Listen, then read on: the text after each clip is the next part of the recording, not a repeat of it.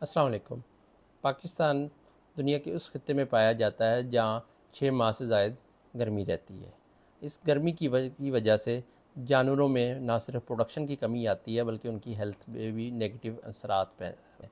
और गर्मी के इस स्ट्रेस को हम इंग्लिश ज़बान में हीट स्ट्रेस कहते हैं। हम इस वीडियो में आपको बताएंगे कि जानवर के ऊपर हीट स्ट्रेस की वजह से कौन से असरात आते हैं और फिर ये असरात क्यों मुरतब होते हैं, ताकि आप इनको समझ के वो जो प्रिवेंटिव मेजर्स है वो ले सकें और हम जानवरों की प्रोडक्शन के ड्रॉप को बचा सकें। मेरे नज़दीक हीट स्ट्रेस जो है एक डिज़ीज़ की हैसियत रखती है, जिसकी सवेरिटी वेरी कर सकती है। अगर ये कम सवेर है तो ये सिर्फ जानवर की प्रोडक्शन में की कमी का बायस बनेगी और फीड इनटेक को कम कर देगी।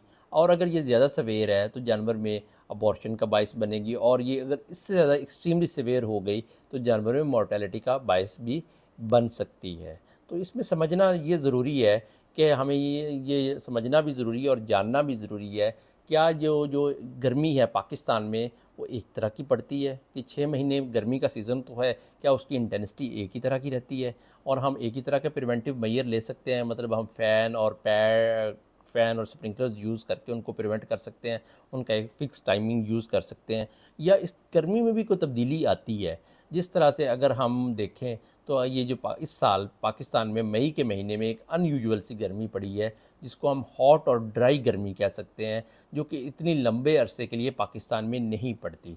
टिपिकली पाकिस्तान में हॉट एंड ह्यूमिड वेदर रहता है, बारिशें हो जाती हैं जिसकी वजह से नमी ज़्यादा हो जाती है, और उस गर्मी की नोयत बड़ी डिफरेंट होती है जो इस महीने में पड़ रही है।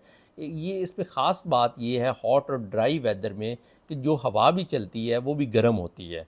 तो सिर्फ अगर आप पंखे भी चला रहे हैं और उसका मकसद ये होता है कि हवा सर्कुलेट करे और जानवर इजी हो, तो उसमें जो अगर पंखे सिंपल चल रहे हैं, जो कि अक्सर औक़ात क्यूबिकल्स में जानवर होते हैं उनके ऊपर पंखे चल रहे होते हैं, तो वो गर्म हवा का बायस बनते हैं।